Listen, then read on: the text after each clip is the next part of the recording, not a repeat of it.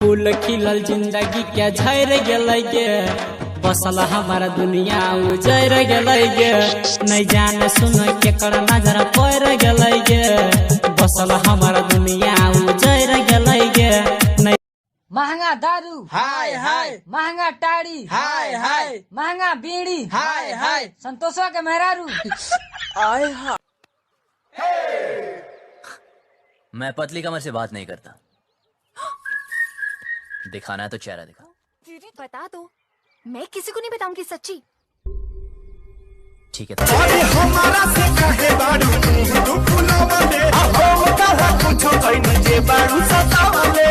आप को तो घरे चला धनिया तो लगिया घोड़ा। खुश न रहबू दूसरा के साथ में, कैल रहुआ हाथ धके हाथ में।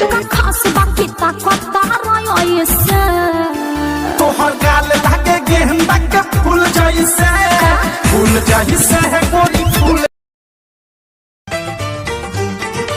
चल गयो ना तो मेरा आशिकों से जोड़ के, अच्छा नहीं किया तूने साथ मेरा छोड़ के। कैसे जी हम बेवफाई में, रोवतावे दिलाई जुदाई में। ससुरा में गइलू हमके भुलइलू तड़प दी। भाई तेरी माँ इस दुनिया में नहीं रही।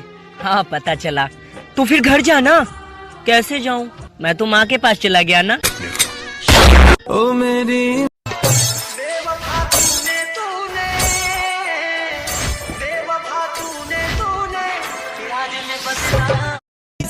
हम तो तोरे जैसा नहीं देखा ऐसा, देहिया में तहरा गजब फुर्ती, बड़ा जालीदार।